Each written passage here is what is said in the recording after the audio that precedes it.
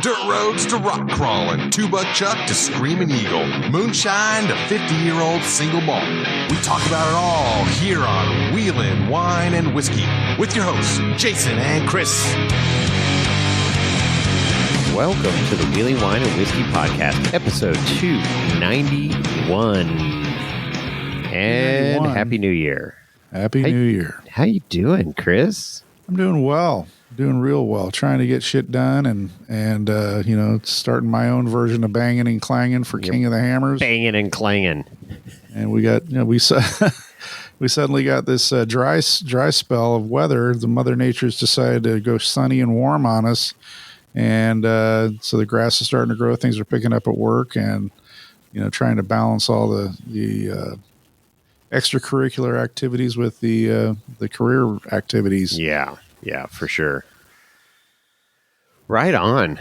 Well, yeah, it's I've been doing my version of KOH prep, albeit not very complicated, but just a lot of little things. You know, when you're bringing a vehicle in a trailer, cab over camper truck.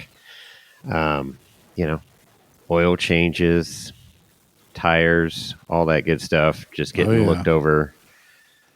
Got some modifications to the golf cart to do because looks like what I'm going to be bringing to the lake bed. So it's going to be kind of fun, actually, because getting that thing dialed in, and we're going to see. We did some rock crawling here over New Year's, but I want to do some more and see how that shakes out. Cool. Yeah, I got to get driving the truck, my big truck, to work tomorrow so I can change the oil. It's you know, full shop there, so it gives me an opportunity to do that. And then I'll do that after work, of course. But then I got to get the camper on the truck, so I want to change the oil before I put the camper on the truck. And then start, you know, packing the camper and getting it ready for the trip down to KOH. My oldest son Craig is coming with me this year. So this will be his second KOH. He hasn't been in quite a few years. I think the last time he went down there, we were not up in Upper Hammertown Heights, and I think that's the last time. That's when we were camped below Ultra 3 that year. When he on the other side of Ultra 3. Exactly. So he's really getting pretty amped up about going and checking it out. So, you know, we have our own agenda. We're going to have a good time, and but obviously got to make sure our equipment's all ready to go. So exactly. Yeah, I actually, you know, I've been buying my oil from Walmart because they just have the best prices. And so I was in Carson yesterday, ran by the Walmart, and they didn't have any of the oils I needed. Sold out. Oh, no. I'm like, what the hell? So I go online because there's another one in Gardnerville, and of course they've got it. And I'm like, well, shit, I'm not going to run to Gardnerville right now. Well, shit, let me order it. Free shipping. So it showed up on my doorstep today, and I didn't even have to run out to Gardnerville. Gotta love Walmart. No kidding. I get the motor oil for my big truck at Costco. I get they had, I think, the high quality Chevron stuff last time I was there. So, and it comes in a perfect size. It's 3 gallons in a case, and that's the exact amount the truck needs. So perfect. It works out well. Yeah. Mobile One, they have a Costco, but they don't have the other Motorcraft oil that I use in my truck, and you know, other things. But yeah, good. All right. Well, we've got an exciting podcast today because it's all about bourbon. That's right. But before we get into that, what business do we have to cover here? I got a couple voicemails. Well, the only real business, I had a little bit of feedback from one of our favorite listeners, and actually somebody we hang out with at KOH, our good friend Chris Horton, you know, Horton with a Who, the guy with the blue Smurf blue Toyota on tons now. And you know, it's legit. You know, he listened to the episode, the replay that we've been doing the last few years. Yeah. The King of the Hammer, how to attend King of the Hammer like a seasoned pro. Yes. And you know, he has a valid point. It needs to be updated, and I know you and I have talked about it over the last couple of years that we need to sit down and record a new version of it, or record snippets that can be edited in or something. I don't know. Okay. But one of the comments he had is, you know, I guess we talk about bringing food and supplies and so forth and so on. And he's like, we got to get with the times because, there's basically whole restaurants down in Hammertown now. So, between pizza and burgers and taco funnel stands cakes, and whatnot, you can ice cream, exactly. coffee. His comment was you could basically not bring any food whatsoever and eat all your meals down in Hammertown. Right. Okay. Which, would get kind of expensive, but I guess it's feasible. So right. And then the other thing we had mentioned, another listener chimed in and we talked about how to get internet and so forth down there. And so one of the bigger comments is, Starlink's a thing now. It's legit. And there's probably, 50,000 Starlink devices on the lake bed during King of the Hammers. So internet is not hard to come by now out there in Johnson Valley during King of the Hammers. So but you and I will get together at some point and record a completely new episode to play back for KOH maybe 2025, but for sure 2026. Well, it sounds like we just updated it. Well, yeah, but yeah, I guess. Done. No, check we should. Mark. We should. So that's really all I've got. What do you got? All right, I got 2 voicemails. You ready? Yeah, I'm ready. All right. Let's see who this is. Voicemail number 1. Brother, what's happening down Wild Sand Squirrel? I'm chilling at the Homestead Brothers, blasting some Skinner. And I tell you what, brother, well, you ain't heard from me in a while. It's because I got canned at my last job. Company went under, and I just lost it, man. But you know what, man? I ain't been able to record and send it on voicemails, but even listen to the podcast, don't have the freaking same hold on a second. I didn't have the same amount of windshield time as I used to have, brother. I'm starting a new job here in the new year. Things are looking up for the Alabama Sand Squirrel. I've got me a local run home every day. And if that doesn't work out, I tell you what, brother, I'm pretty much out of the rat race. If it don't work out for this now, man, I'll tell you what, I'm going to sell everything. Take up on the Jeep, buy me a motorhome, and go wherever the hell I want. And that includes fucking my brain, King of the Hammers, not this year, but next year if it don't work out for me with this job, brother. I'm going to tell you what, I'm going to come out there with a shitload of whiskey, the Jeep, and some Skinner tapes, brother. Hell yeah, God bless. I hope y'all are having a good new year. You and your listeners. Robert Don, what's up, brother? Fucking tell you what it sucks. Skinner rules. Clean it the fuck up, brother. Hell yeah. Wow. It kind of sounds like Hulk Hogan. That's awesome. The albino sand squirrel never disappoints. Well, sorry about losing your job there. I hope you didn't run over anybody or anything, or maybe you pushed some Teslas off the road. I don't know. But sounds like you got a better gig where you're home every night, which is probably a good thing.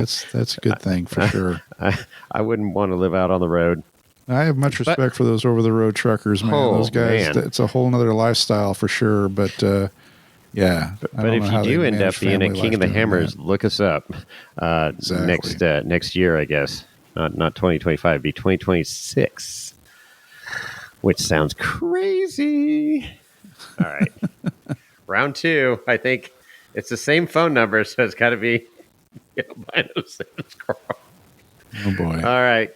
Cuidados, if you have little ones in the car, go ahead and earmuffs. Brother, this is Corey again. I'm going the Robert Don approach on the voicemails this week. Scared and playing once again. The best song you ever made, my man, creation, Simple Man, brother. We're out here, me and my buddy Lyle are out here at Alamo Lake, and I am fucking feeling it. I am like 15 fucking Miller Lights into this shit. I am fucking feeling it, brother. Holy shit. But I tell you what, brother, I'm really like the fact you guys leave these voicemails open for your viewers or your listeners to enjoy. I enjoy hearing them too, brother. Oh, man. That fucking guitar solo. Oh, the speakers of my Jeep are fucked now. Hell yeah, brother. Like I said in the last voicemail, though, I wish nothing but the best things for you guys and your listeners in the new year. God bless, that's a good sound, brother. Hell yeah. I'll fucking talk to you later. My buddy's cooked up some damn burgers on the grill. I think he put some special type of mushrooms on there. So if I get fucked up further, I'll call back. Maybe. Wow. Drunk dialing. Gotta love it. Bravo. That does go down. The best smokes. sequence right there. Leonard Skinner blasting on his Jeep speakers. Double explicit label on this episode. Oh man, that is fucking great. I love it. He's just enjoying life, man. Just enjoying life, listening to Skinner. I mean, life doesn't get much better.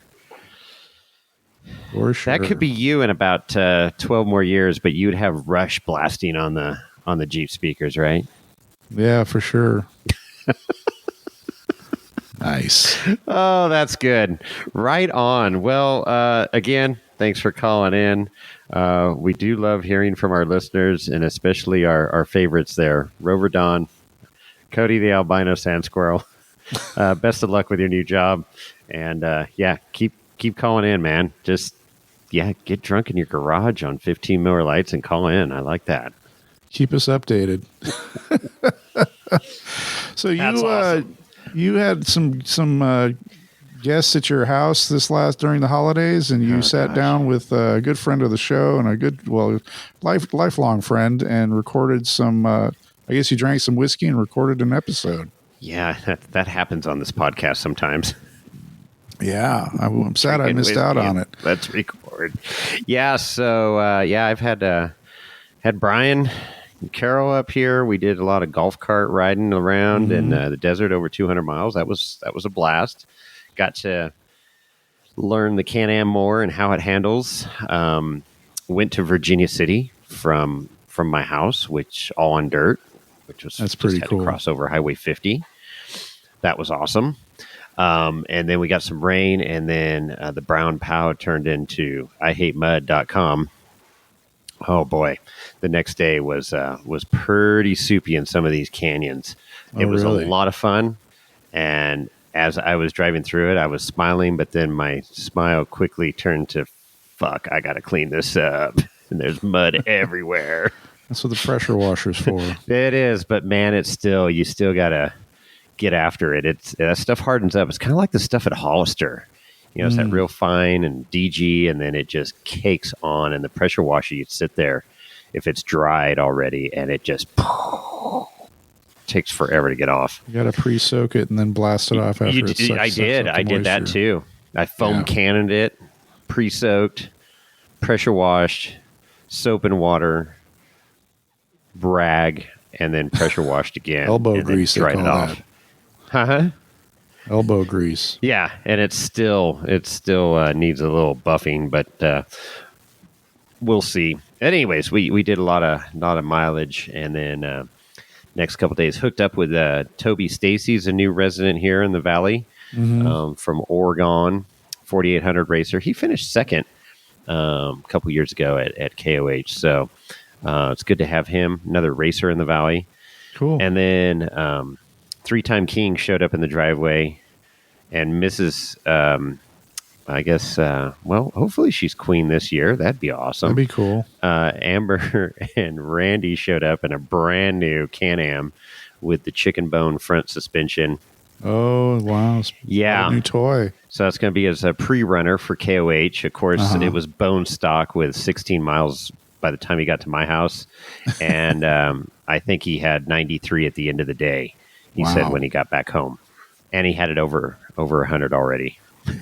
Yeah, I saw the post that I guess Amber posted up. So sent it to the century mark already. Yeah. And I mean, that thing it doesn't have the live valve suspension on it. It's got 30-inch tires. I mean, it's as stock gets, but it just goes to prove how good those things are right out of the box. Mm-hmm. So it will be heavily modified the next time I see it. And he's planning on pre-running down at Hammers with it. So wow. I might have a fighting chance of keeping up this year in the rocks. I don't know. We'll see. Because I'll have 35s. So I'll give it a try. I'll send it. I did learn rock crawling this thing, though. We were in Knucklebuster for a bit. Toby and I and Brian, and you can crawl, but when you get to an obstacle where you're gonna hit like quote unquote diff out or something on, it's just one big flat skid plate underneath. So you got to send it. You got to get the momentum and just launch it over these rocks, and you just cruise right over them. The HMW BZ29F plastic that's on the bottom there. It just fucking.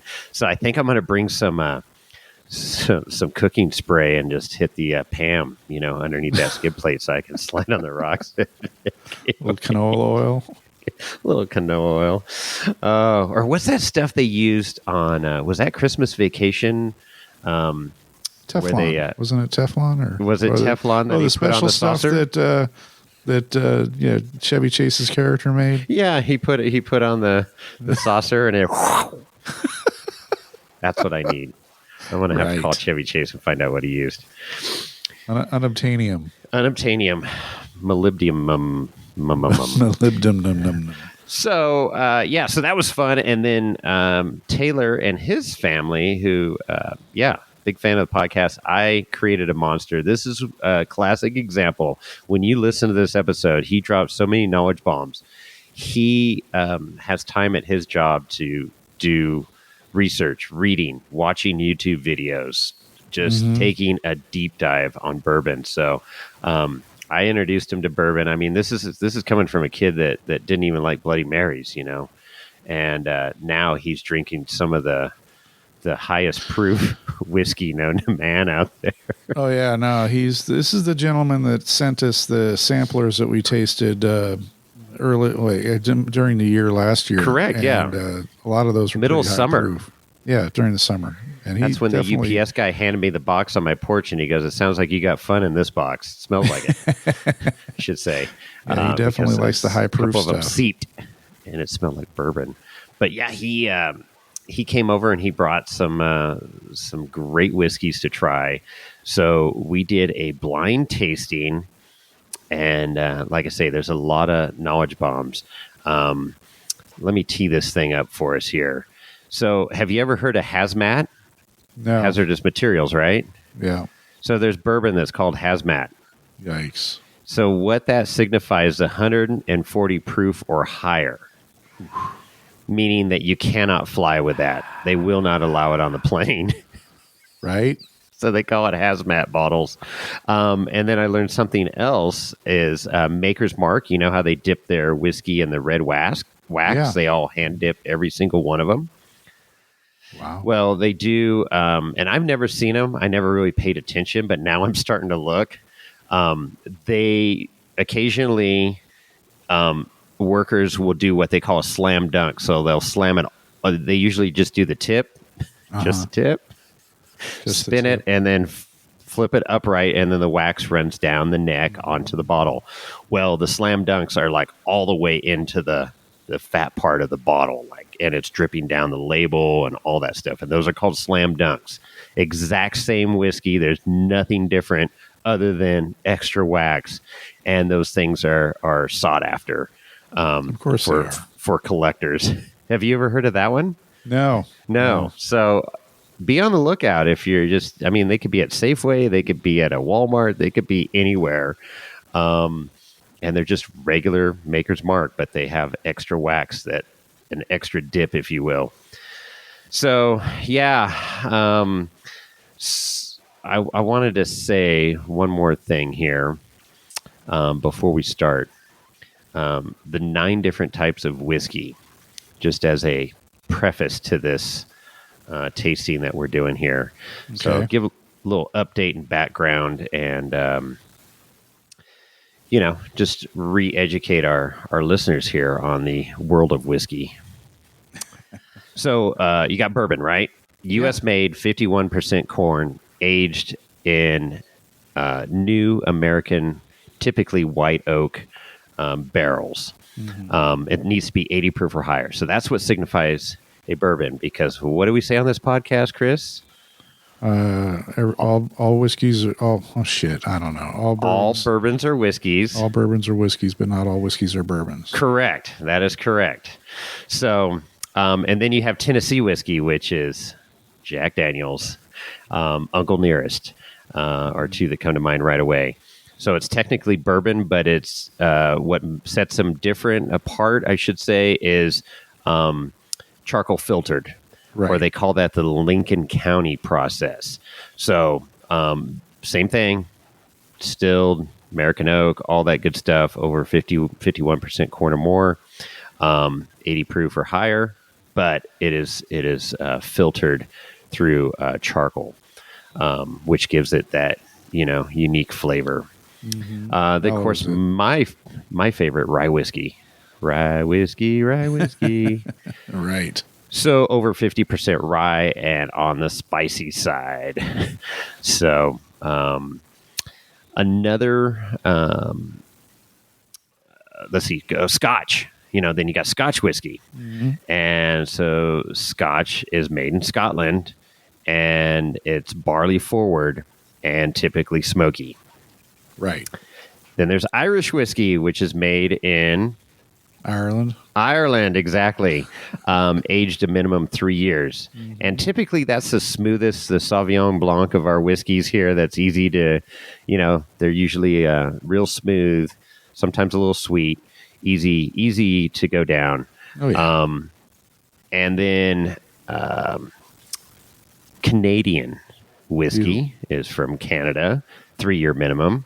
Right. Usually high corn content. Yeah. With the Canadian whiskey. So not a fan. You're not a big fan? No, Crown Royal. Not a fan. Or Canadian Mist Crown. or Canadian Club, all that crap. Oh, Canadian Mist. My mom drinks that shit. Oh yeah, no, but like Crown Royale's good. Yeah.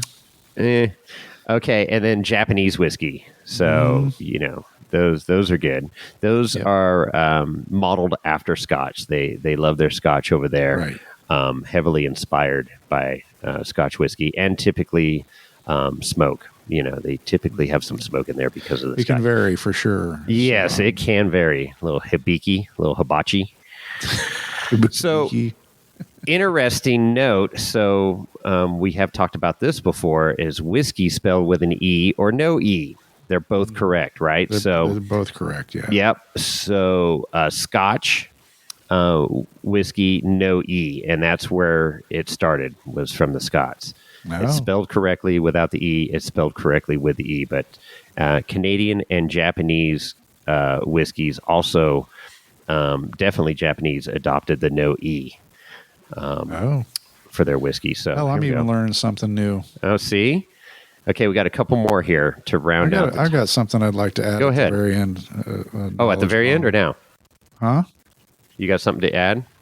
Well, it's kind of an interesting little sniglet that I learned earlier today.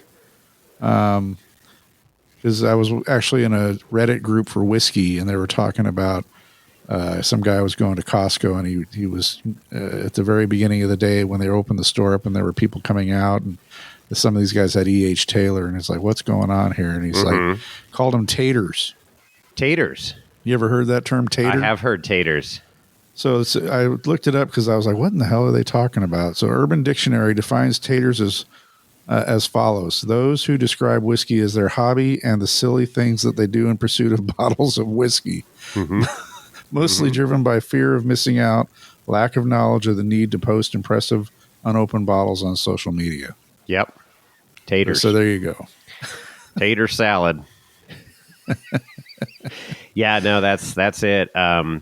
It's cool. The hardcore, or at least the hardcore whiskey aficionados / collectors that I have run across, love to share whiskey with fellow whiskey, aficionados or fellow whiskey lovers. And Taylor definitely busted out some good shit. Well, that's great. I'm sorry I missed it. Yeah, well, you didn't, because we have samples poured for you. They're sitting here, and they're hidden from Lorenzo. All right, let me hit the pause button. I'll be up there in 3. Perfect. Lorenzo, I made a mistake because he doesn't know where they're at, but he didn't even know we saved some for Chris. Oh, shit. Now he's running all over the house. So, Lorenzo, you're never going to find him. And when you do, you don't have the combo. You got your trank gun ready? Yeah. Jesus. Slow down. He's got like the zoomies. Nice. He's all clomping around the house. You ready to roll this episode? Oh, jeez. All right. So the last two to round out the 9 types of whiskey. You. Okay. Sorry about that. No. It was good. This is what we do. Rabbit hole. Squirrel. Blended whiskey. So it just what it infers. A blend of whiskeys, they're typically from separate distilleries, or it could be a couple single malts or whatever. And that's the last one is single malt. So that's malted barley, single batch, single distiller, aged for a minimum of 3 years. It could also be a rye. Yes. But Minden Mill just came out with a single malt. And I should look up to see what the mash bill is if they talk about that. But anyways, so there's the 9, types of whiskey out there. Wow. Interesting. And, we've dropped a lot of knowledge on this podcast and different subjects. And this one is good. And he talks about a lot of different things. And you can tell the passion when he's speaking and how well read he is. All right. He's a relative newbie to it too. So the amount of information he's absorbed is pretty amazing. In such a short time. It is. Yeah, for sure. He's he's definitely in the deep end. This is a great example of when the student becomes the teacher. Okay, Yoda. Let's, with that, shall we jump right into that episode? Let's do it. All right, let's do it. All right, we are here at Studio M, Minden, Nevada. And we got a special guest this evening. And we've got some brown liquor in front of us.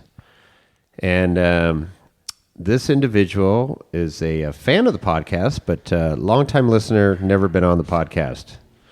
And him and his dad, or his dad, I should say, a good friend. So this is his son. And got him introduced to bourbon a few years ago, and he took the deep dive. And so he brought a tasting up here to my house. What do we got? 7? 6. We got 6 here. Bottles from his collection. And so without further ado, Taylor, welcome to the podcast. Hi, how's it going? Thank you for having me. You just invited yourself, so welcome to Nevada. No, I'm just kidding.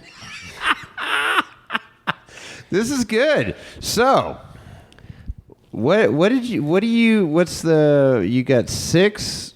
So how did you select these 6 whiskeys to do a blind tasting? Because you've listened to our blind tasting shit shows before, so you know where this goes. Yeah, so I realized that start a little low proof, bring a little high proof. Yesterday we tried about 6 other types.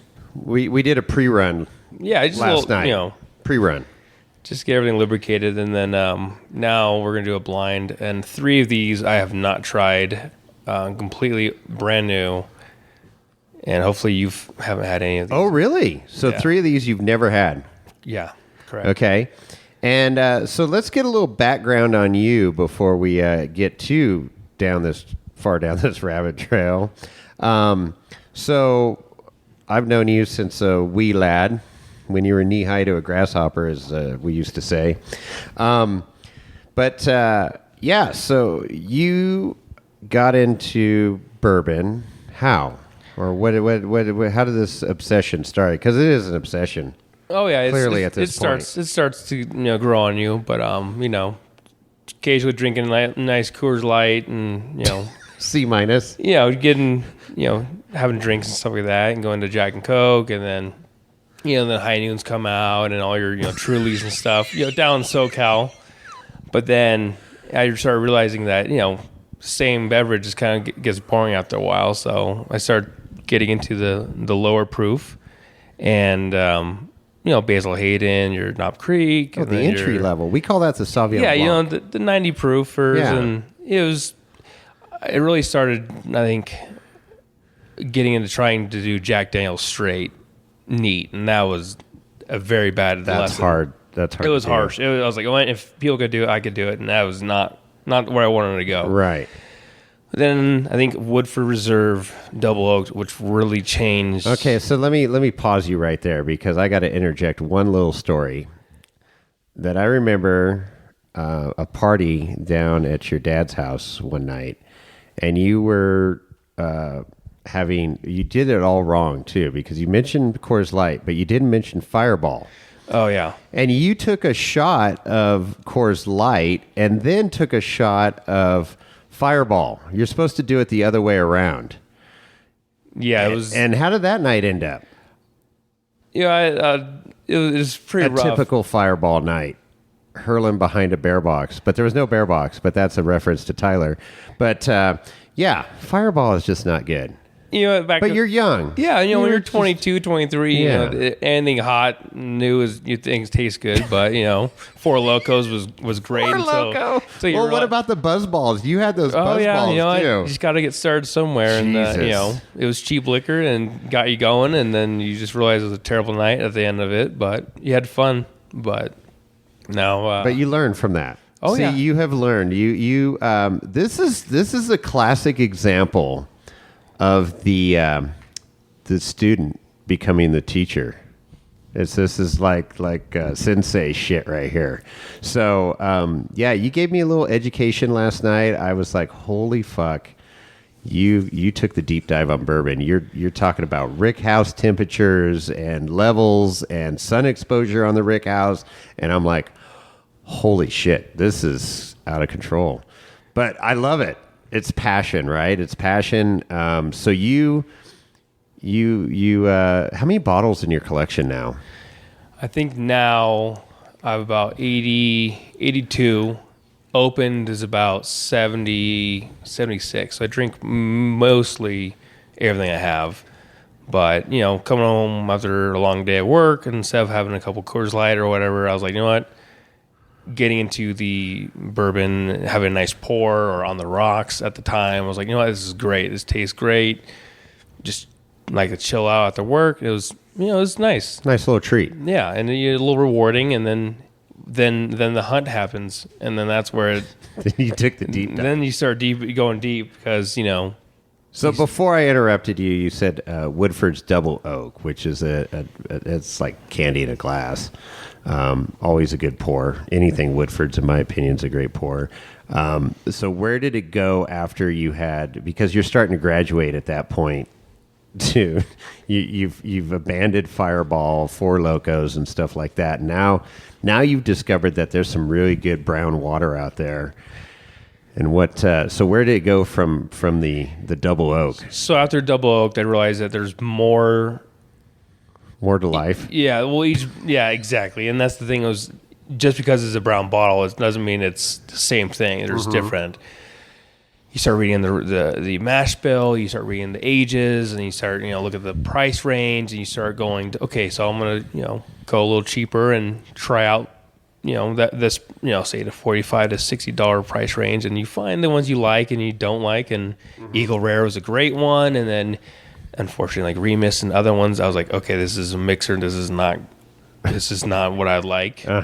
And then you start finding your favorite distilleries, and you kind of follow along when they're doing their annual releases, and you see what other people on YouTube, or because I have a lot of commuting time, so therefore just playing YouTube videos of just people doing blind tastings, or the new bottle that came out. So I just listen along, and if I find one, I find one. If I don't, I don't. And just after Woodford and Eagle Rare, and I started to realize that there's higher proofs.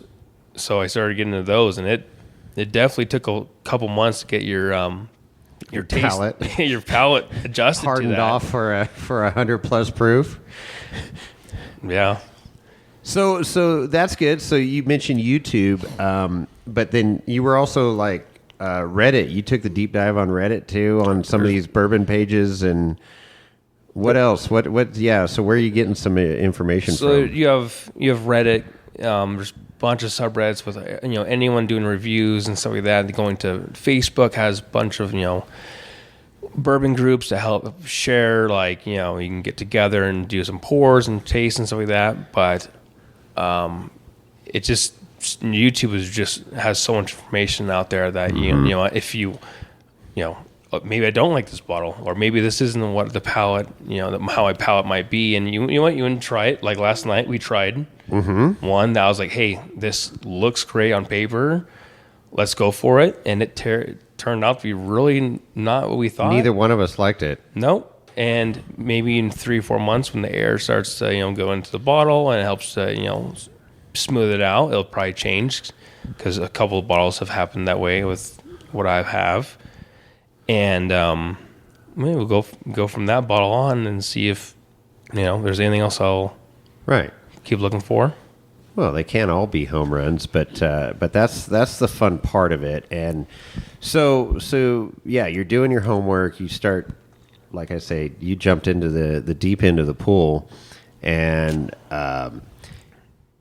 the quest for those rare bottles and those hard to find bottles, the hard to get bottles. And so I don't see the labels in front of me, but I see some rare bottles in front of me. So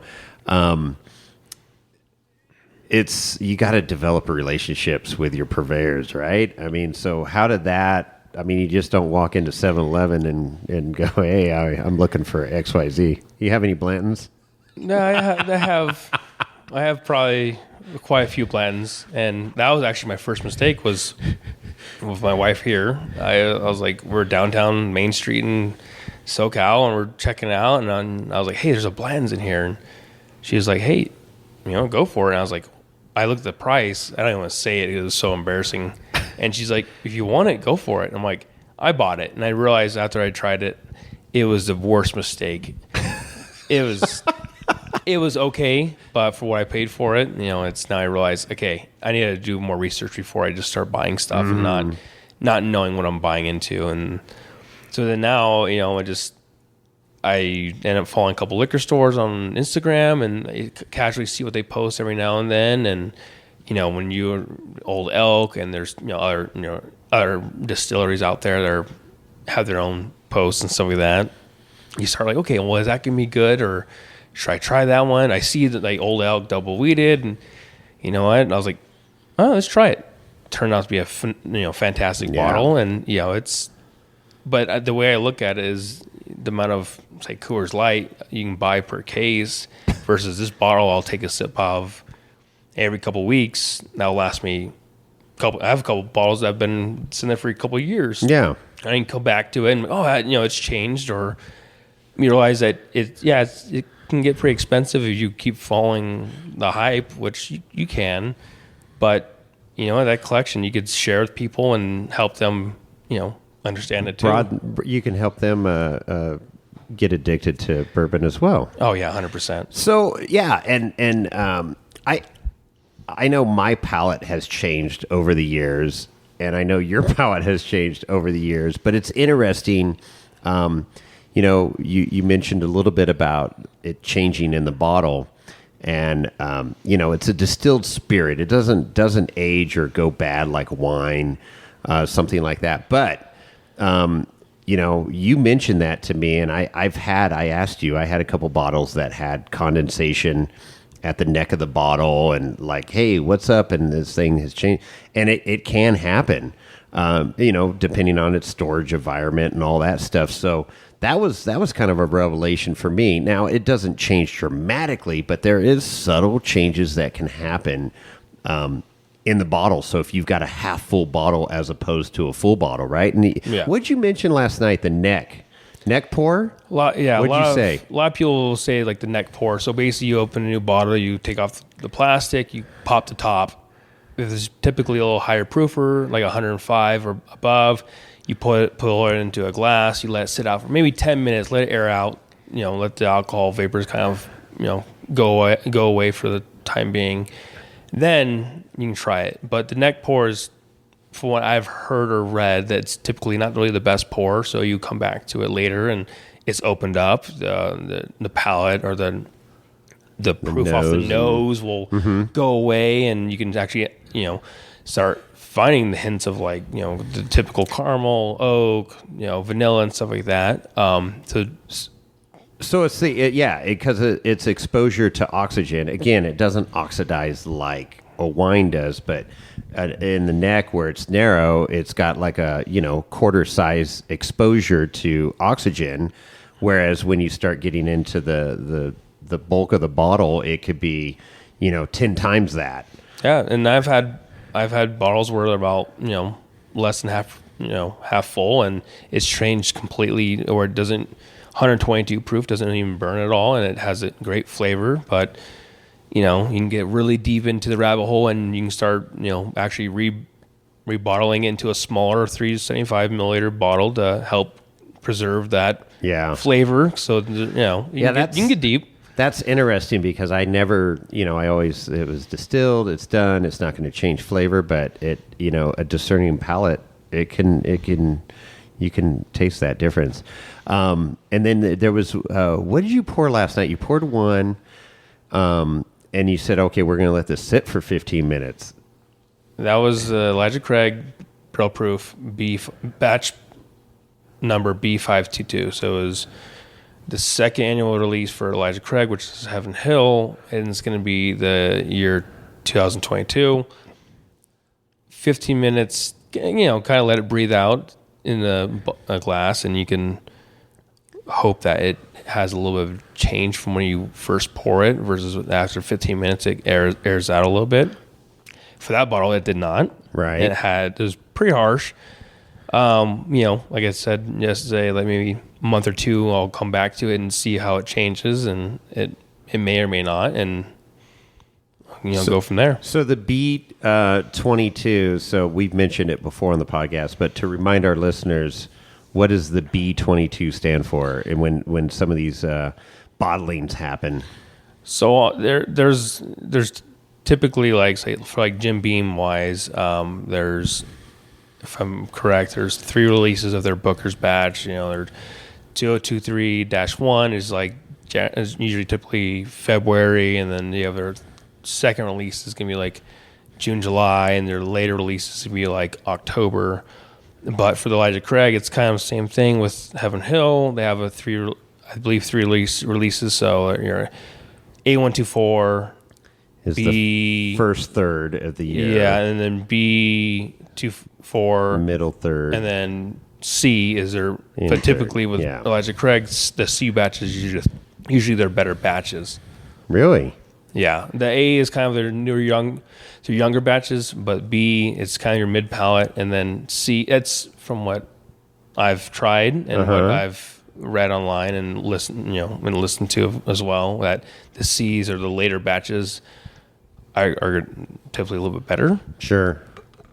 Yeah, and it's again, it comes down to personal preference, but there's. It's interesting. You get these groups of quote unquote bourbon aficionados or whatever, and they write a page, or they have a YouTube channel, or they got podcast or whatever it is, and it helps guide you. When you kind of figure out what you like, and you find somebody that has your similar taste, and they just found something and go, oh well, if you like XYZ, then you need to try this. So you got anybody that you kind of like lean on that has a similar palate or taste that you do? There's a couple. I think it's there's a couple on YouTube that I have to look up, but it'd probably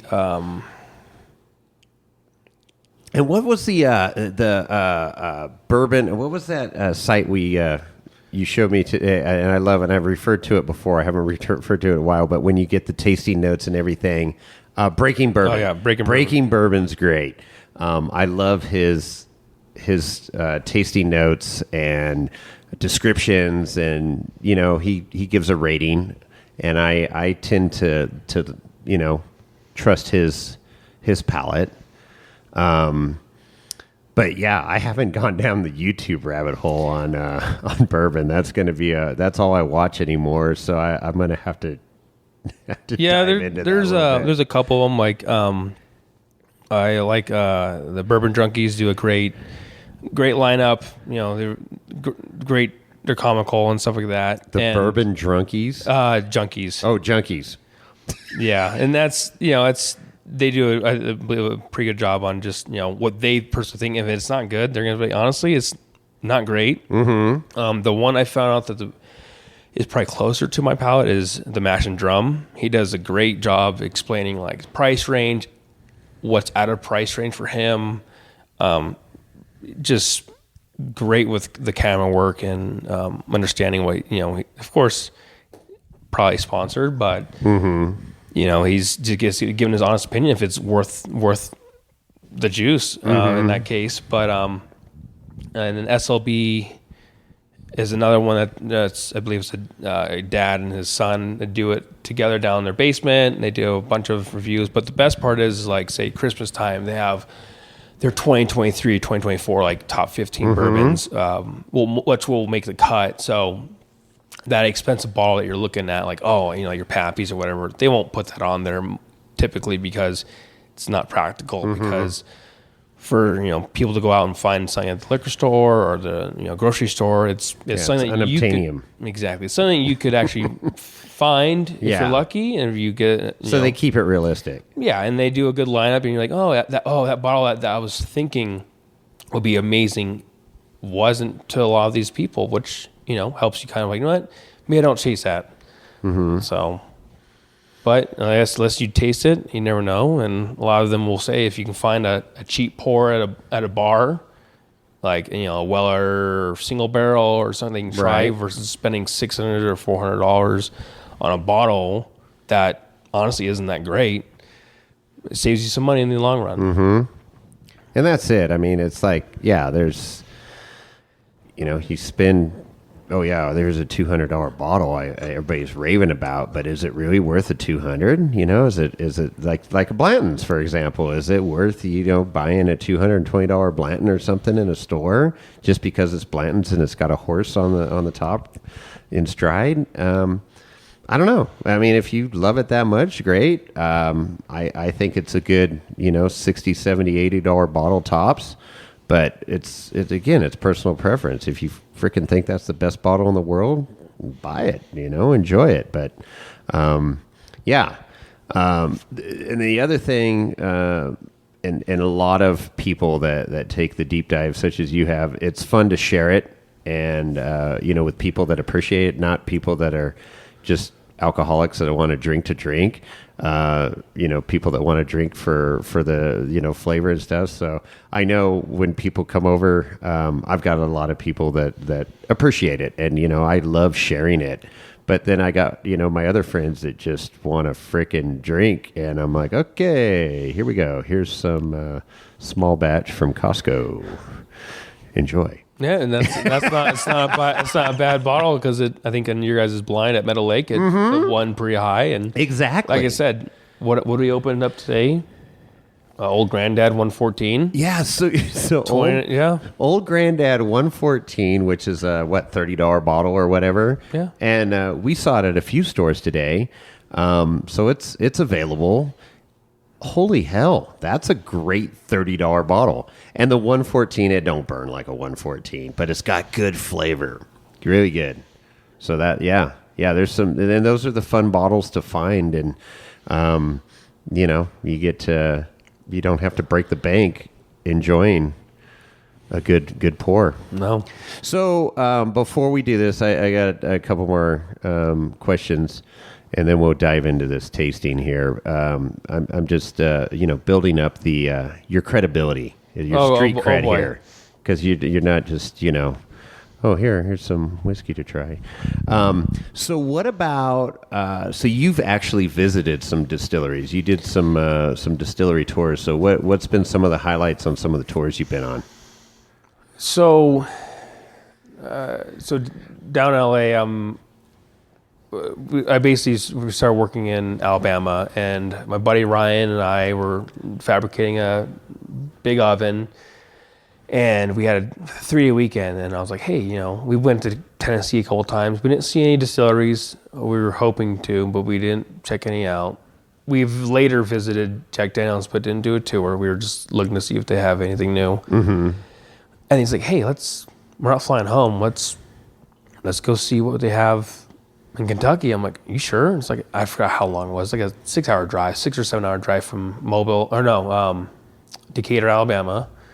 So we took the truck and we just headed on up there. And as we were driving up there, I was reserving all our times to make sure we can Making map reservations. out the Bourbon Trail, which is it's very it's bigger than you think, because when you start planning out your time, your tours, how long does it take, and then how long it takes to get to the next distillery that's available, you might not make it to there. Sure. So, but I got 4 or 5 reservations to do the tours, and we went to Buffalo Trace. We went to Woodford Reserve. Wild Turkey was under construction, which I really wish we were able to go there. I believe now 2024 they're open.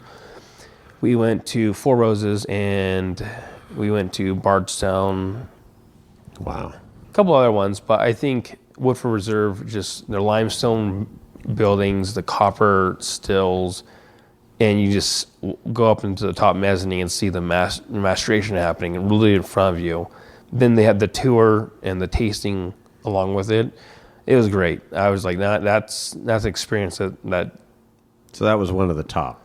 I would say, yes, and of course Buffalo Trace and Jim Beam are the bigger distilleries, but it's all personal preference. Beautiful. Kentucky is absolutely beautiful. Like Jim Beam's landscape there is just phenomenal, and everyone's very welcoming and stuff like that. And the whole history on Beam and Booker No and all the other Freddie and all them. It's like you get the history with the experience, and it makes it just so much better. Yeah.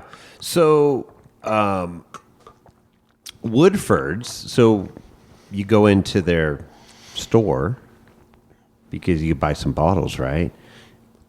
Is there, I know, like Buffalo Trace, because they've got so many different well-known labels that are under that roof, Blanton's, E.H. Taylor, but I know at Buffalo Trace,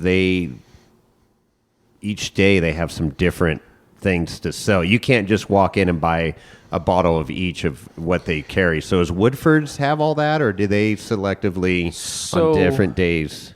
So you can follow, I think, a couple of different things on Facebook. So like Buffalo Trace will have their typical, every other day they'll have a different release. Mm-hmm. So they'll have their E.H. Taylor small batch, they'll have their Eagle Rare, they have your Buffalo Trace, you have your Blantons, a couple other things as well. But if you do go upstairs, sometimes they'll have a highly allocated bottle that's limited to about 500 people a day, and you'll find a nice either single barrel or Weller, or even down below they'll have the single oak project, which is a new bottle they're releasing to help widen their brand, of course. Mm-hmm. Woodford's every annual release, I think it's not too sure about them, but when we were there, they had the 124.7 proof batch proof Masters collection. And that's what I think you tasted when I sent the blind taste. Yeah. So that bottle was there. There's 2 left. And I was like, looked at Ryan. He's like, what do you think? I'm like, I don't know anything about this bottle, but I like the distillery, and it was great. I was like, let me look real quick. And I didn't have time to look up anything. I was like, let's just go for it. So we both got a bottle. It's really good. Yeah. Beautiful bottle. I believe that, they've taken a lot of pride in how their product looks. Uh-huh. But honestly, it's more about how it tastes, and I think you are the same. It tastes pretty damn good. Haven't met a Woodford's I don't like. So okay, that's cool. All right. Well, I think we've established your credibility here. So where are we starting, on the left or the right? I'm gonna go left, because by looking at the color, it looks a little bit on the lower proof. Okay, so your wife poured these, so we don't know what's what. Nope. Okay, and you alluded to it a minute ago, but you sent Chris and I a blind tasting sampling that we did. about, I don't know, 9 months ago or so. Yeah, it was middle summer. It was hot. Yeah. Smelled the box. And yeah, the box, some of them percolated a little bit. The UPS guy that delivered it, he says, "Oh, you're going to enjoy this box." And I'm like, "What do you mean?" And then I could smell, as soon as he handed it to me, I could smell the bourbon. So we had one leak. It was only one that leaked. But anyways, all right, here we go. I'm going to cleanse my palate with a little water. All right, starting on the left. It is pretty light. It's like Sauvignon Blanc. It's very honey looking. So how are we going to do this? We're going to taste. We're going to talk about it. We're going to guess what it is. Or are we going to share what we think it is? Or what are we going to do here? Are we going to? I mean, we should definitely rank them. We got 1 to 6, so we'll rank at the end what we think's number 1, 2, 3, or whatever. That sounds fine. We could just. I mean, I'm not going to be able to guess exactly what it is. No, what Rick House number it was, and what date what the master distiller had for dinner that day when he made this whiskey. We can just do the typical try all 3 of them and then put them into like a 3-round final. Do 3 and 3. Yeah. Okay. Here we go. Taste number 1. And we have Glencairn glasses too, by the way, which is like super bougie.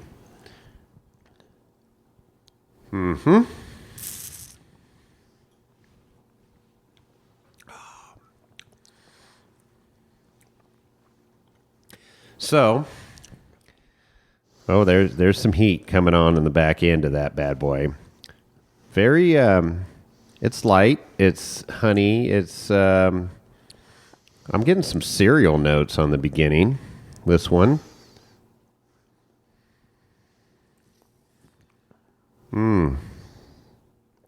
Okay. You have any comments? I don't know if it's after dinner, but there's a lot of heat on there. There's when it first hits your palate, it's fine, and then it's like 1001, 1002, 1003. Wake up, motherfucker! It's hot. Oh, it's you get a little bit of the bourbon nose of the honey and vanilla, but still a little burn on that one. I'm not mad at it though. I like it. I'll put that one aside. That one's okay. We'll try it. And there's 3 of these that you've never had. Correct. Okay. All right. We're going to number 2. Yeah. Little cleanse in between. All right. Number 2. Definitely darker than the first, but not as dark as the third. The third is like really dark. It's interesting when you're, visual, all your senses come into play here, right? And again, nothing's right or wrong. Unless you're tasting cinnamon.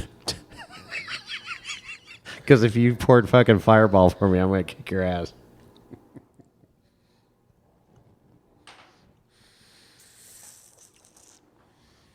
Okay.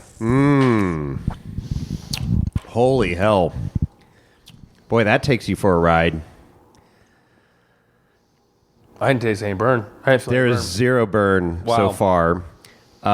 It's a avalanche, I will say, of flavors at the beginning. It hugs your tongue. It is oily for sure. It is very viscous. You get those vanillas. You get some caramel. That was quite the ride right there.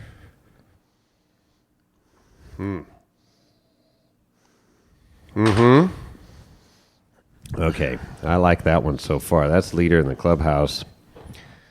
All right, making some notes here.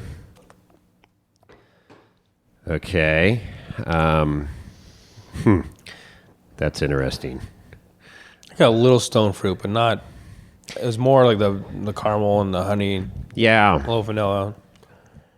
Yeah. No. But from going from number 1 to that was definitely night and day difference. Yeah. Night and day.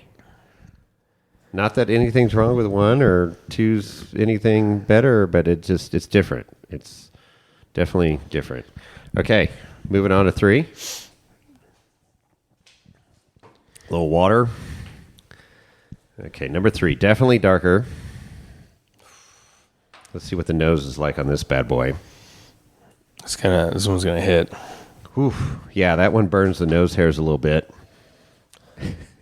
It's a wee bit aggressive, but there's some great notes there. Buttery. All right, let's see what we got here on the palate. This one's gonna hug you.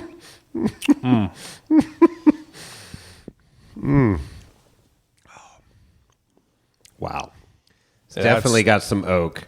That's a You got a lot of oak going on there. leather. That is leather bound books. And that's like, no, let me requote that. That is dirty, like old leather bound book. You talked about getting some Rickhouse flavor. That's got some deep Rickhouse flavors in it. That's a very deep dive, like basement of the Rickhouse. It's almost musty, but not in a bad way. It has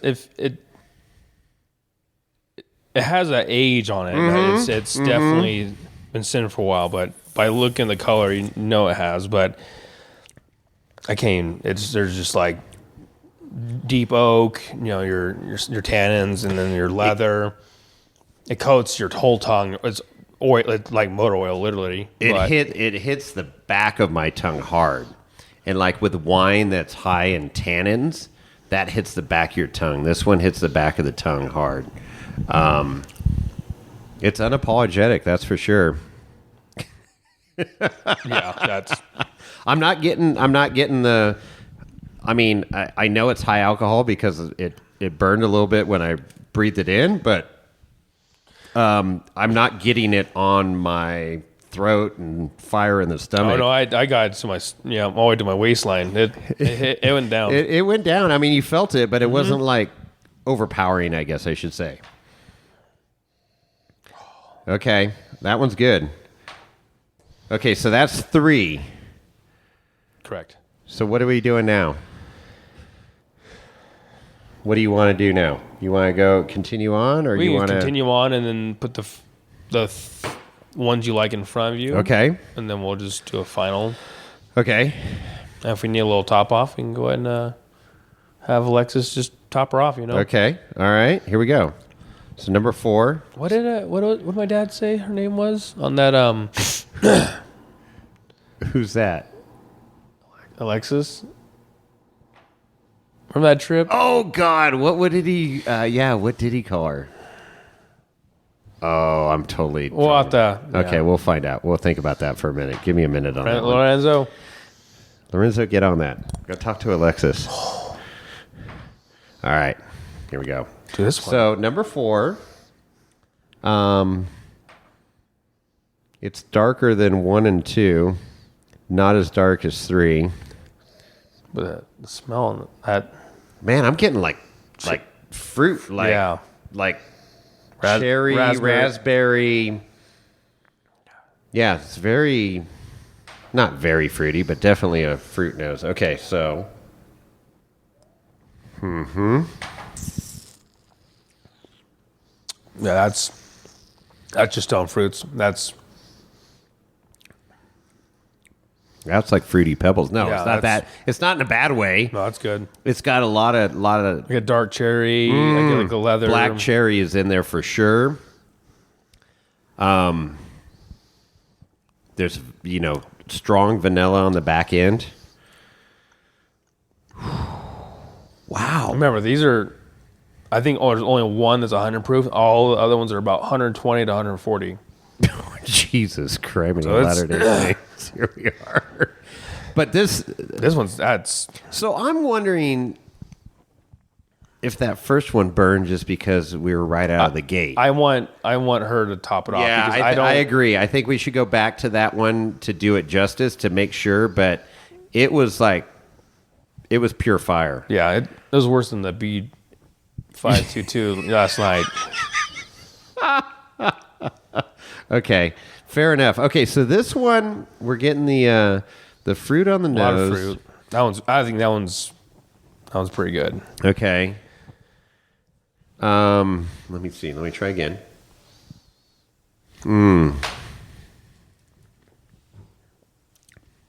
Yeah, that definitely has got the black cherry finish, which sounds kind of weird to talk about in a bourbon. That'd be more of a brandy-esque thing, but I think we agree on that. All right. Anything else about that one? The heat's... I mean, there's alcohol there. But none of these are finished, so it's a straight bourbon of goodness. I like that one a lot. You mean not finished? Like they're... I mean, these are barrel proofs and stuff. Yeah. Yeah. Non-murated casks or board. Right. Okay. A little water here for number 5, Cinco de Mayo. Okay. That's a nice glass here. Did you pick this up today, the Mended Mill glass? Yeah, it's new. What'd they call this one? It was a Glencairn, but it was like a no base. No base Glencairn, yeah. So it's got a wider bottom. It doesn't have a little pedestal that it sits on. Oh my God. Butterscotch. Toffee.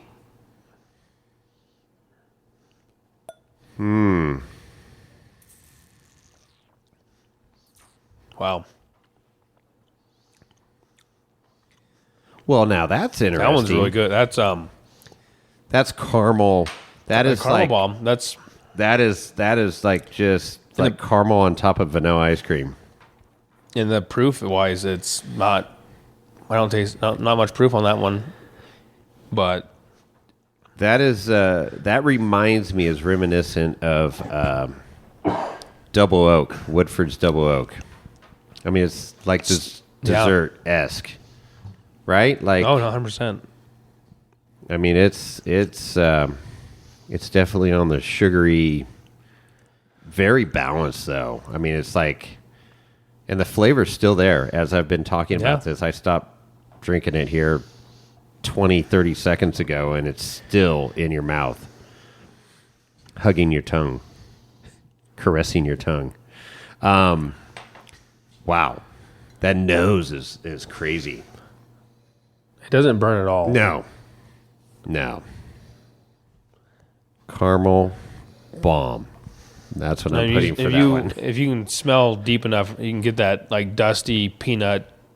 I'm assuming this is probably a Jim Beam product, but because a lot of stuff is like a peanut. Yeah, you mentioned peanut, and that's... A lot of their Bookers have like a dusty note that you can kind of get like the peanut. Okay, I'm getting that. Now that you say it, I wouldn't have picked that out, though. I wouldn't have... Okay. All right. Long finish. Okay. All right. Number 6. Just a little water. Okay. Number 6. That one's kind of on the... It's on the medium color range, I would say. Definitely not light, not dark. Whoa. Woo! Yeehaw! What? Is this gasoline?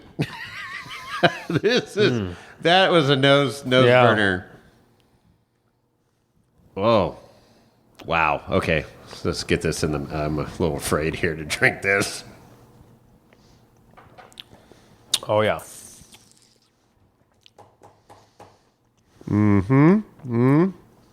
Wait for it. Oh, yeah. Okay, it doesn't burn as bad as I expected. No. Look at the legs on the glass, too. Yeah. Oily, heavy butter. Like, I feel like it's like just buttery. Just like butterscotch, caramel. A little bit of fruit. I'm not too sure. Yeah, like butter popcorn. Yeah. Proof, you can definitely taste the proof on that one. That one's, it's there. But yes. Yeah, it's not hiding anything. No. It's unapologetic. It's right in your face. It's right in your nose. But again, I'm not mad at it. I wouldn't kick it out of bed for eating crackers. Let's see. I'm going to do one more because I took 2 tiny sips compared to the other ones.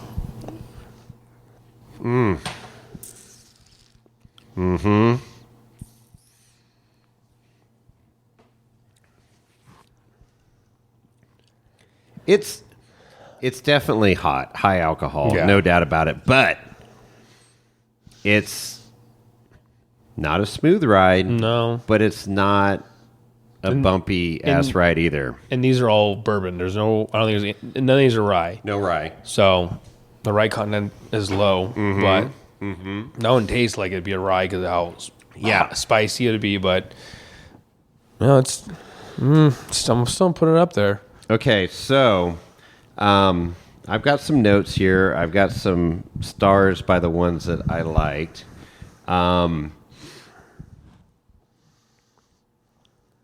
We gonna rank 1, 2, 3. Do we need to go back and revisit? Are you ready to do a 1, 2, 3? I think I want her to. You want to go back to 1?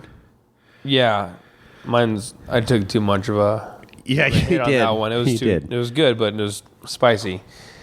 Okay, so she needs to pour number 1, and then paging Alexis, paging Alexis.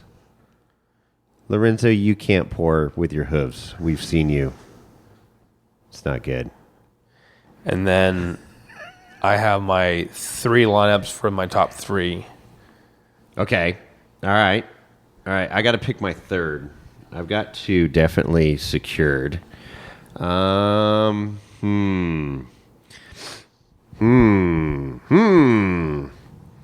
I need to go back to 1. I got some 1 left, so I'm going back to 1. Let me see. Our assistant has left the building, apparently. Can you... Assistant? Oh, here she comes. Just a little bit more of number 1. We need a little more of number 1, and we won't look. We're going to we're going to turn around. We're not looking. I'm not Even though looking, it burnt the esophagus, I got to know what it is. Well, and it's interesting because it's light. Yeah, it had a lot of heat, too. And it was very... it was aggressive. But again, I'm wondering if that's because... Are we good? Can we look? Yeah. Okay. I'm wondering if it's because... Oh, it's darker. There's more in there. Now that there's more in there, it's a little darker. But I'm wondering if that was because our first taste. So that's what I want to see. Because your palate has to adjust. Especially after pasta. Yeah. An eighth of a shrimp and then fried tip. Okay. All right. Minden. Oh. Okay. Here we go. I'm making some notes. Okay. Back to 1. Revisiting 1. Just to give it a fair shake.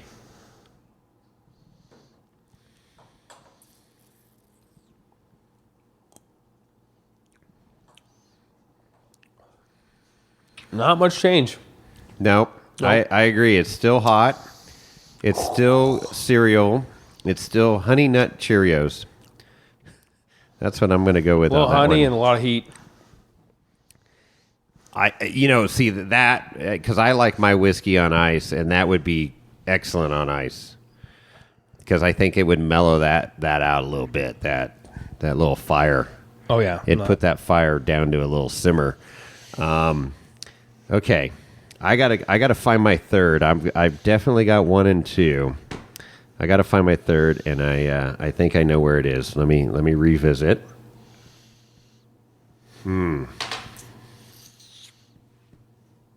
Okay. Yep. Okay, and then back here.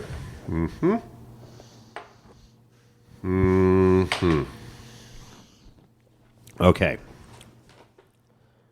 Boy, that's a tough call.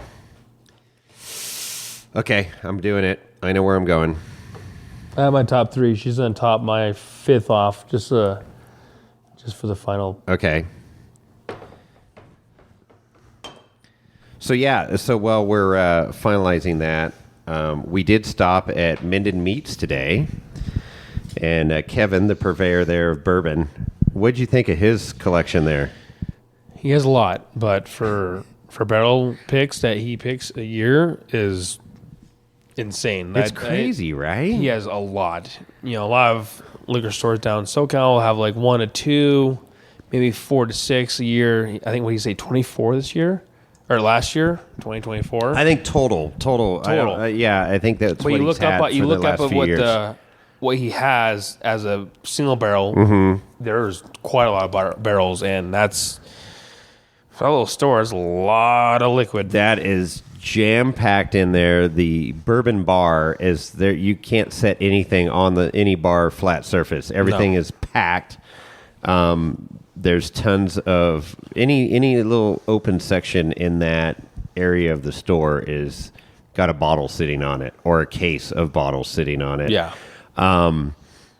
It's great, and he's like, even like, holy crap, we got a lot here. What do you say? He's got his tasting. He does 1 ounce and ounce and a half for 2 ounce pours, ounce pours and 2 ounce pours of a lot of rare and limited and just stuff that you don't see every day. So it's very cool that you could go in there and try that, $200, $300 bottle that's hard to get or whatever, and see if you even like it. Yeah, even like the BTAC, the William Laurel Lure. Wait, was it? No, you want to buy a Vial? William Laurel Lure, and then I didn't even see that one. Yeah, there's another. See, you had the rye of the BTAC lineup. Okay, but yeah. Then it's $40-$50 for an ounce, but you get to taste it, and that's you can tell. You could either never trace that bottle again, and you're happy with what you had, or you can keep finding it. But the George T. Stagg was I don't want to get the ounce for it, but if you want to go down that route. I ended up. We tasted what was the first one? It was Pinhook. 9-year. The 9-year Pinhook single barrel pick that he picked out. It was good. After eating food and trying it, it definitely opened up, and it was surprisingly good. I've never had Pinhook. I kind of stay away from other brands because I don't want to get deeper into the rabbit hole. Yeah, right. But the Smoke Wagon was great. Yeah, so then he had a store pick Smoke Wagon that was really good. I bought a bottle of that because that was I'm a Smoke Wagon fan to begin with, but it was a really good pour. So yeah, a great. I had to take you there, and then we stopped by Minden Mill, so you could check out that distillery, and pretty impressive there. It's super bougie for Minden. It was nice. It was like for all the storefronts you see, and going to there, it was nice. You saw the copper stills and. What, two story? Yeah, two story, three story, and just the layout it's beautiful. The stone in the front and all the brick. It was a nice place. I didn't think I'd buy a bottle, but I ended up getting one. I talked you into buying. Where'd you get the bourbon? It was a bourbon, and I typically don't ever buy 4-year bourbons, but you did a blind at home, and I tried it, and I was actually really surprised it was a 4-year bourbon. See. Like I said, it's not about the hype of the bottle, but it could be any just bourbon, and it could just have a good flavor and sit well with your palate. Yeah, and for the price point of $45, that you can't swing a stick at that. No. Well, there you go. Okay, so I've got my 1, 2, 3. So let's start with our number 3. Where are you going? My number 3 was number 3. What's your number 3? Oh, he's hesitant now. He's thinking. Oh, he's retasting. I thought you had it. Got my number 3. Okay, what's your number 3? What number is that? That's number 5. Okay, so you're number 5. I'm number 3. And then we'll keep that in notes. Now, my number 2 is my number 4. Number 2 is number 4. Okay, my number 2 is 5. Okay. Right? Yep. My number 2 is 5. Okay. And my number 1, drum roll, is number 2. Really? Okay. Wow. Why is that surprising to you? Where'd you think I was going to go? No, it's just a little light in the, I in the know. overall visual, but it's okay. My number 1 is going to be my number 3. The one that I picked hit as the number waistline. 3. Yeah. Interesting. Okay. So you picked, okay, let me write yours down. So your number 1 was number 5. Number 3. Oh, number 3. Okay.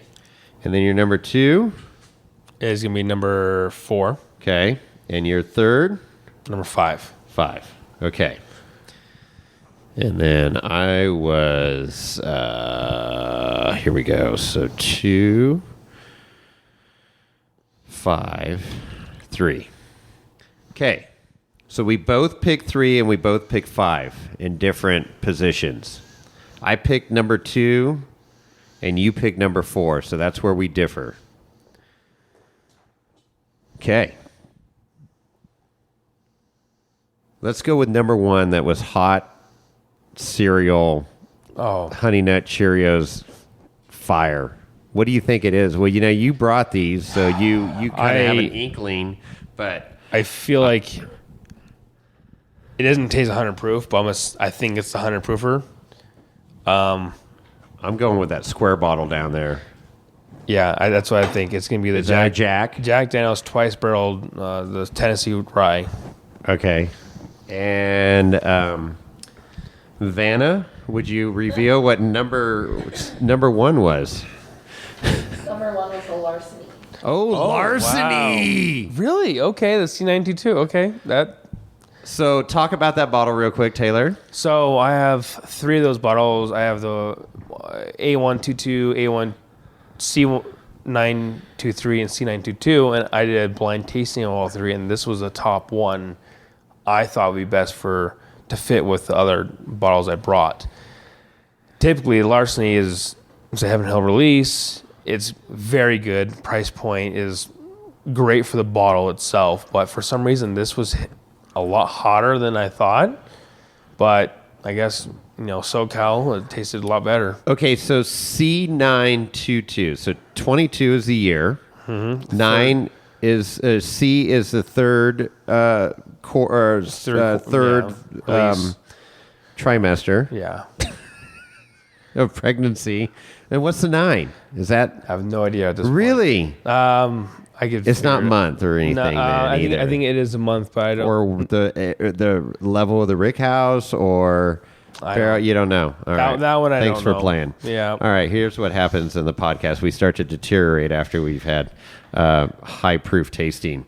The proof on this bottle, this Larceny barrel proof, is 126.6. So that's where that fire is coming from. The hot honey.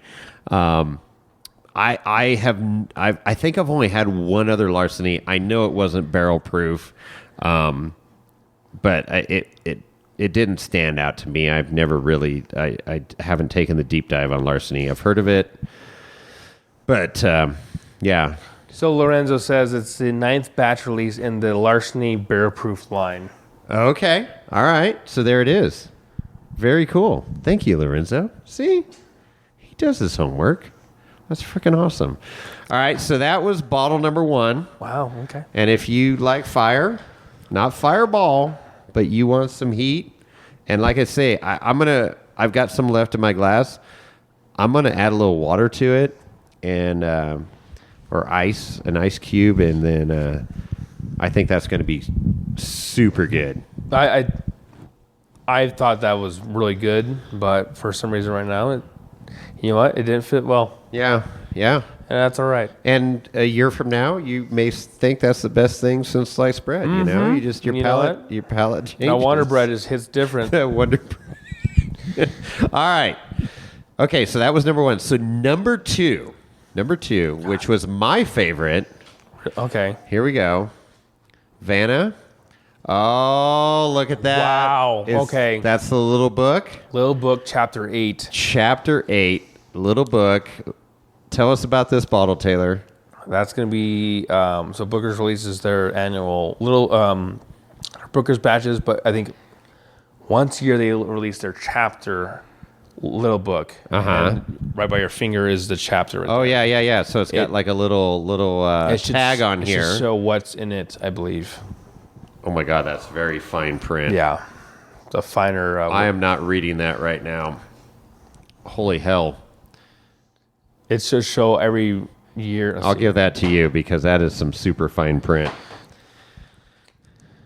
Look, you're even struggling. So it's going to be, Freddie knows pick. It's going to be 8. So this blend is, it's a chapter 7 in retrospect. That's the chapter and the name of the release. Okay. Of 2023, it's going to be chapter 7. So the blend is made from 8-year Kentucky straight bourbon, 7-year Kentucky straight bourbon, 10-year Kentucky straight rye, 9-year Kentucky straight bourbon, 5-year malt whiskey finished in applewood smoked barrels, 4-year Kentucky straight bourbon whiskey, and 4-year Kentucky straight rye whiskey. So that's a blend of 6? Is that what? Total says 10 recipes. 10 recipes. Wow. That's a nice ride. I like that.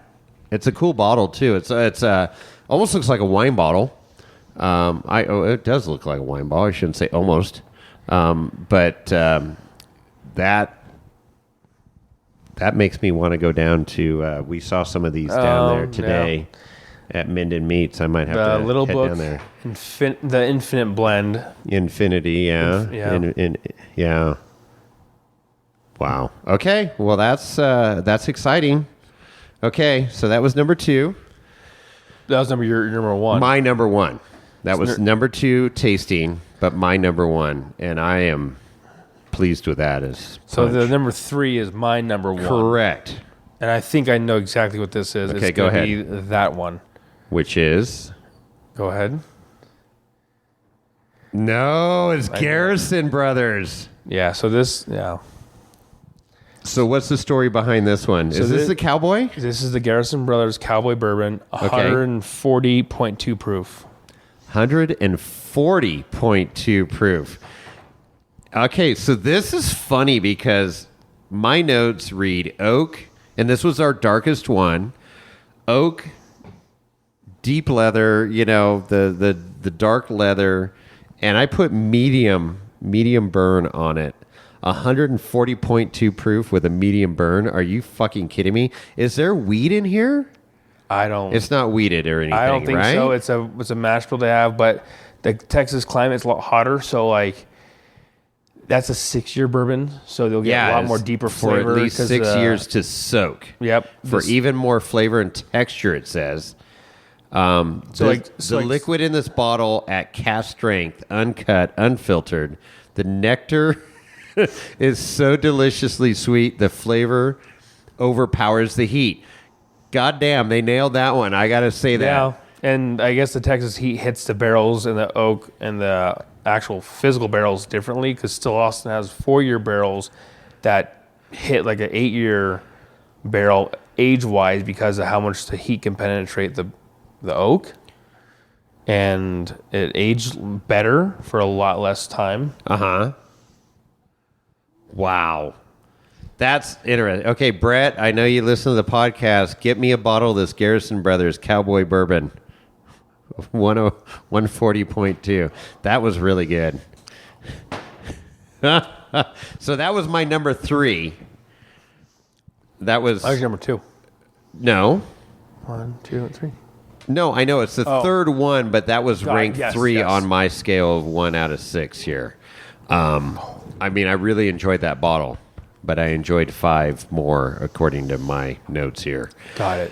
Okay, so that's cool. I like that. Cowboy up. Yeehaw. All right, number 4. Number 4 is... Oh, man. You picked it. You picked that as your number 2. Yeah, it's my number 2. And that's Woodford's Reserve, the Masters collection, 118.4. These are cool bottles. They're a square bottle. Very thick glass at the bottom. But 118.4 proof. So, that's interesting because we tasted, what did we taste last night? 121.2 is what we tasted last night, and I really enjoyed that bottle. That's it. Yeah, I think you've had the 124.7, 121.2, and then also now the 118.4. So this is the one that was really fruity. This is the one. Oh, yeah, you're right. Yes. Yeah, we said fruity and black cherry, and that's interesting. It definitely deep. It was deep. Interesting. Maybe I screwed up now. See that label would have swayed me because I would have just in my mind know that I'm going to like that just by knowing that it's Woodford's, right? But it didn't make my top 3. It didn't? It did not. Wow. I know. That's why really... I like blind tasting. But I see what's coming up, and this is going to be real interesting. I don't know. There's 2 bottles left, and I recognize both bottles, but this or use that one, I think. Okay, so that was number 4. I got to retaste 4 real quick, just because it was.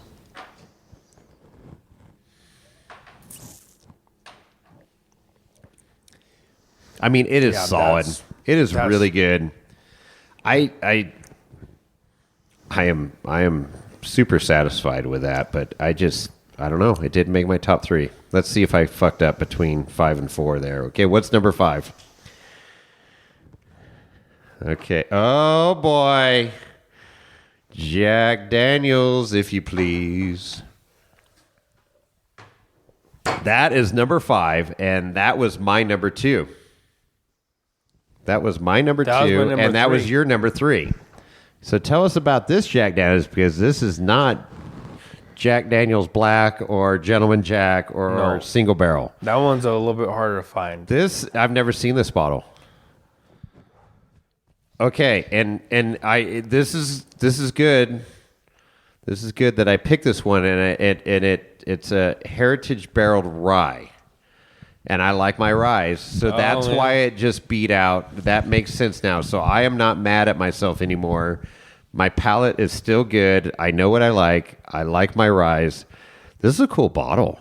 So heritage barrel rye, twice barreled.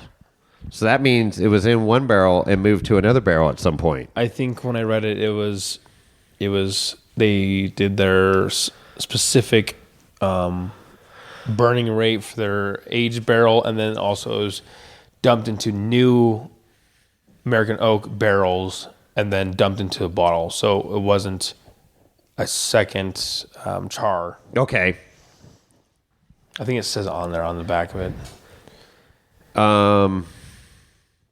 Yeah, limited bottling HBR 07945. What does all that stand for? That's, I think, the bottling date. Okay. 1945? I don't know. Yeah, so, yeah, limited release. But, I mean, it is, yeah. It's 100 proof. Uh-huh. So it's not hot. I mean, this was the weakest of all of them, right? Yep, that was so far. Proof. I thought that was number 1, which I think number 1 was Larceny, and I was wrong. I thought that was, yeah. So I wrote down caramel bomb long finish, and that was my third. That was your third. So this was my second. That bottle might have to stay here. Just saying. I'll take another sip of that. Find a nice home. Mm-hmm. Mm-hmm. Lorenzo likes that bottle too. I think it's unanimous. All right, moving on to number 5. Six. Our final 6 and final, and look at that, Stagg. It's gonna be Stagg batch 23A. So it's gonna be last year's first release, 130.2 proof. Did we have this last night with my Stagg? No, we had. So that was another Stagg that you brought 2 Staggs? The Stagg I brought it's going to be Jesus. Last night's Stagg is 23C. It's going to be the last release of 2023. It's going to be 125.9 proof. Because that was, okay, and then what did I have? What was it from my collection? 65.5 Look proof, at your memory. Which is going to be batch 15. Nerd, that's going to be the Stagg Junior with a junior on the actual label. Bourbon nerd alert. Okay, which is the older bourbons, which have that dusty Rickhouse taste. And I hadn't had that my Stagg in a long time. The Stagg Junior. I've had that bottle for 5+ years, and that was really freaking good. So what's interesting, and we put it up against the one you just talked about. So you brought 2. And then this one, and what did we write here? We brought popcorn, butter popcorn, and hot. And yeah, I mean at that proof, Staggs are unapologetic, man. They're just straight up in your face, 130.3 proof. I mean, I like it. But I guess the older Staggs, obviously, I like. But what's been your experience? I mean, the 2 bottles that you brought are like very in your face, just crazy. So for me, when I blind them together, and I'll blind them with, I forgot what the bourbon I was talking to you about, the little blue label. They will not be as hot, but I think compared to the other bourbons, like that one was hotter than the 140 proof Garrison Brothers. So I think like when you do a blind, it kind of really shows that like, oh, it's not as hot as it is, or it can be. And like, wow, like number 1 is Larceny. I think that's the second. It's the 3rd lowest proof I think we have. Mm-hmm. Yeah, because that was 126. And what's the little book? I know. I was going to go look at it's revisit hard to that. tell. Oh, it's on this label here? Yeah, turn around.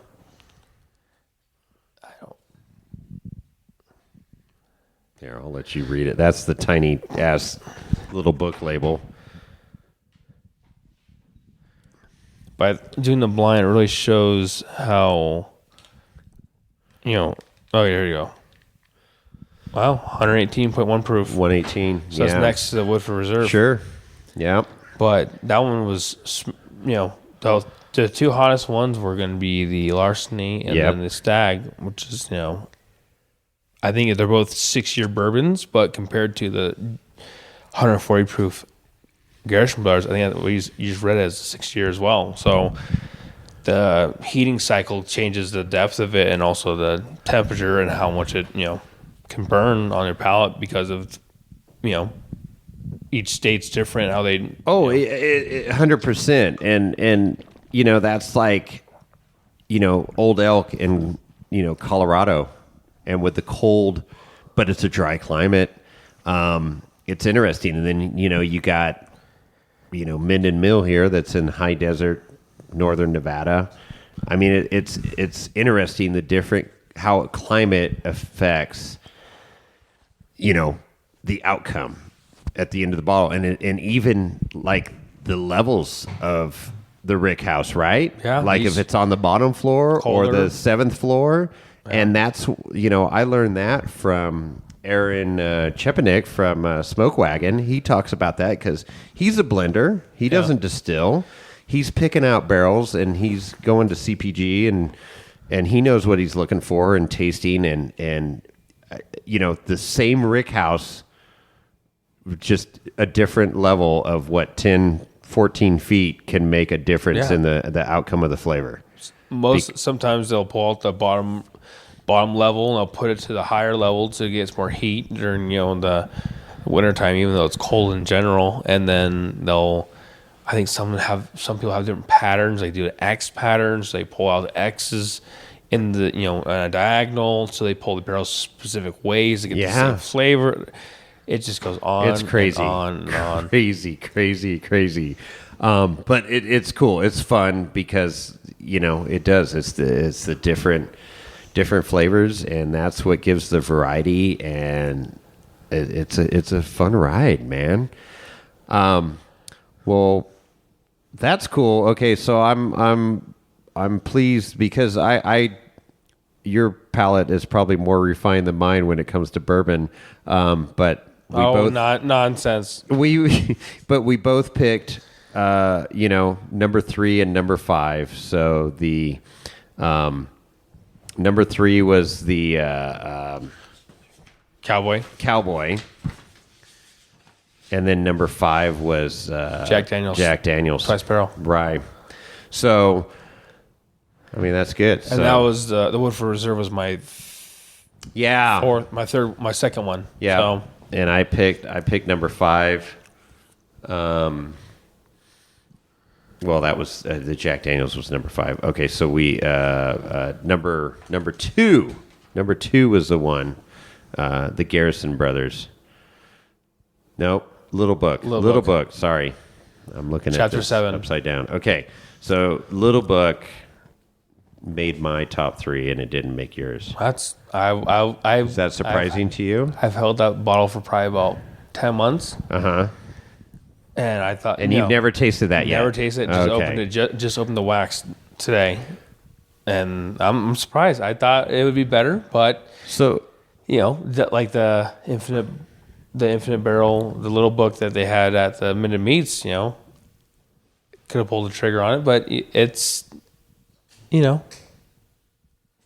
I guess you may have to go by there tomorrow.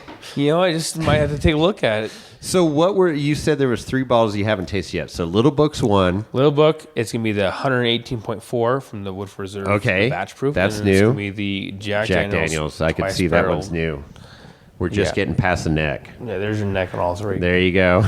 But I've had multiple sips of the Cowboy, and that will light you up. But it's just a fantastic pour because it shows you what Texas can compete with the old Kentucky bourbon. Yeah. Well, no. Yeah. Lorenzo, go get my other Garrison Brothers that I got in there from Brett. I can't remember which one that is, but that one was really good. I want to say it was more of a wheat. Does that make any sense? I don't know. Talk amongst yourselves. I got to get Lorenzo in here for a second. We can do another one? Okay. Got to clear some space here.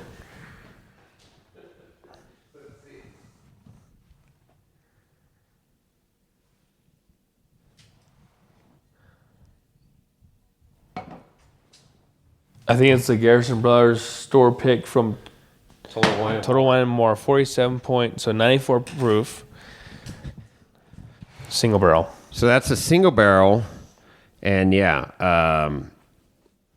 Texas straight bourbon whiskey. It's got the gold, or the Cowboy has the gold wax. This has got the silver wax. As you can see, we like that bottle a lot because there's over 2/3 of it gone. Probably 3/4 of it gone. We be realistic here. So when we went on the Rubicon with Brett, that bottle got opened up at Buck Island. So I'm gonna have to try that again. I haven't had that in a little while, in a hot minute. I know Chris liked it too. When he came up, he tried it. So that's I'm gonna have to look when I see Garrison Brothers at the store. I'm gonna have to. Well, that's the thing is, get into that more. You could read a lot and see what's online, but a lot of people say if you don't like Texas whiskey, you're not gonna like it in general because either Still Austin, you have Garrison Brothers, it just has a different taste. Right. But you know what? Yeah. Clearly, you almost emptied the bottle, so clearly I like it. You like it. Well, there was a lot that was gone up at Buck Island, I should say. But yeah. Well, this is cool, man. Well, thank you very much for providing this this blind tasting this evening. It definitely opened up my eyes to some pretty cool whiskeys that I've seen, and that Jack Daniel's was special. Those, it's funny because people think of Jack, oh well, it's just a black label Jack and Coke Jack. Well, Jack goes a lot deeper. And then what was the one that we saw or we were talking to Kevin about today? It was a rye that it was a Jack Daniel's rye. It was a Jack Daniel's barrel proof rye. So it's a single barrel proof rye. It's going to be a gold labeled green accents to indicate that it's rye. He's into a store pick. Yeah, I think. He's talking about doing a store pick of that. That's going to be money. So those are good. Those are good. It's $70 price range. Typically 125 to 135 point proof percentage, and they're good. They don't drink the heat, but you get their typical Jack Daniel's banana flavor, like the caramel, like people, banana Fosters in a bottle. Yeah, that's what they get. Even though it's high proof, but I'm pretty sure his store pick will be really good when it comes out. Yeah. It's great. So, well, awesome, man. You got any final thoughts on this this ordeal you just laid out in front of us here? No, Go ahead. Sorry. No, you. Oh, I was just going to say, what would you pass along to our listeners that we've got a lot of people that have taken the deep dive as well, but we got a lot of people that are just casual, like, oh, I'm going to try this bottle, or somebody told me about that bottle and I'm going to try it, so what would be like your parting thoughts on don't go down the deep rabbit hole? You can, it depends if your wallet's thicker, but don't go into Total Wine and buy their Wilcott and stuff like that. Don't sucker in. If you don't want something, don't buy it. But if you want something, you want to try something new, go ahead. Yeah, it might not be what you thought, and it might not be amazing, but there's always another bottle you could buy that might hit all your tastes that you like. You know what? I'm cool with this. I'm cool with just buying Woodford Reserve or Eagle Rare. You don't have to buy the expensive stuff, even though it's cool to kind of like expand your palate and burn the shit out of it too. But it's part of the experience. But it's also you just kind of get with the time come by, you just keep going and try new things, but don't overpay for a bottle if you don't need to. No, and I think the whole try before you buy. So if you have that opportunity, you got some buddies that have a collection of some sort, and if you could try some bottles, that's a great way to go. Or you go to some of these bourbon houses, these just like Minden Meat or Minden Meat's or a bar that has some cool bourbon list, and you can try some of these nice bottles for it might be $15 or $20 an ounce or a couple ounces, but it's a lot better than buying a $200 bottle and realizing that you really don't care for it, right? So that's the tasting's great. And again, I love the blind tastings because I don't you don't get swayed by labels or ratings or anything like that, or something that you saw on Instagram the night before and Joe Blow said it was the best thing since sliced bread. You're totally experiencing what's in the glass, using your senses, and do you like it or not? And that's the bottom line for me. But it is fun getting to taste some of these rarer or harder to get bourbons, and it does. It really, really makes you appreciate the variety that's out there and kind of hone in on what you do like and what you don't. Like Fireball, don't like that. What was the banana peanut butter whiskey we saw today? No. Crazy banana or something. That what was it? One of them, but at the Ralph's or Rayleigh's, I don't know what it's called nowadays, but the freaking peanut butter, it was a jalapeno. Yeah, no, I don't know. It was stupid. Yeah, it was just like, why flavor the whiskey? Don't drink whiskey if you're going to put flavors in it like that. So, I think on that note, we'll put a bow on this episode. thanks again. This was great. And yeah, I'm looking forward to the next one and the next sampling that you send in the mail. All right, man. Final, anything? I'm good. Cheers. Just, and enjoy the whiskey, enjoy it with your friends, and share it if you can, but and just make more memories. Make memories. There you go. Okay. Wow. Holy moly. I'm still overwhelmed. I have to regurgitate a whole bunch of knowledge now. Show notes are going to be sick. Yeah. Now, even though, I don't know when you're going to make it back up, but you know what you're going to be tasting, or at least what the pool's from, but maybe you'll forget between now and then, hopefully. But even then, it's a fun ride. I love the blind tasting process just because you're uninhibited. And we were using, Glencairn's glass and, tasting, no water, no influence. So cleanse the palate with a little water in between, and then took some whiskey, and then, it was a good tasting. Right. So it was interesting. We agreed on 2 of the whiskeys were in our top 3. I mean, I guess statistically that's not too surprising because there were 6 to choose from. Right. But there was one that we agreed on that was definitely fire. So just to review the whiskeys. Larceny, barrel proof, 126 proof. Little Book, Chapter 7, 118.8 proof. Garrison Brothers, Cowboy, Giddy Up, 140.2. Wow. Saddle up, motherfucker. That's hazmat right there, right? That is hazmat. You can't bring that on the plane. Woodford's Reserve Masters Collection, 118.4. Jack Daniel's Rye, twice barreled, 100 proof. And then Stagg, 113.02 proof. Were all those in Fred Minnick's top 100 or no? Stagg, yes. Stagg hits the tops a lot. I think the Jack Daniels was in. I'm going to look at the list right now. I got the list up on my computer, but is it Jack Daniel's single barrel? Or was it the rye, double-barreled rye? This is the non-ranked. Where's the ranked? I lost it. Oh, here it is, ranked. Top 100 American whiskeys in 2024. And the Larceny. Larceny, yeah.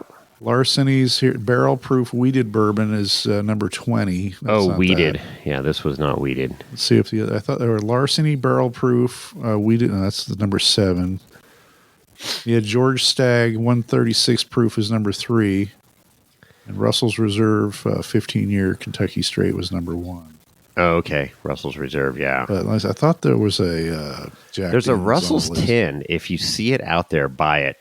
Russell's Reserve, the 15. No, not 15. It's a 10-year.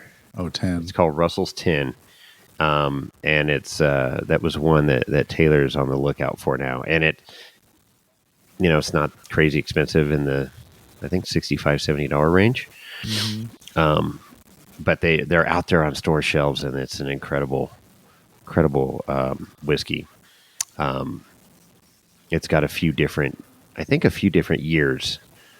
It's called, it's Russell's 10. I thought he said it was a blend, though. I don't know. I have to look back into that.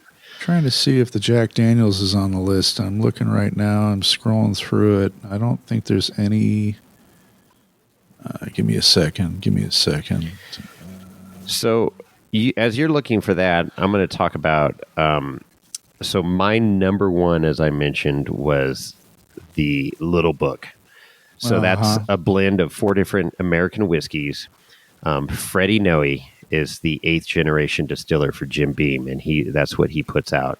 So Little Book comes out every year in different chapters. So this is chapter 7.